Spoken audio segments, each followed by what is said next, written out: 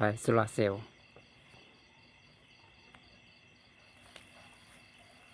แข่งทางล่างตากแดด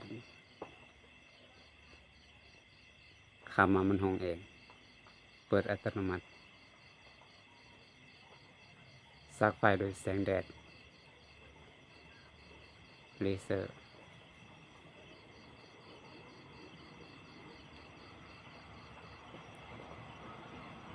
พลังงานทดแทน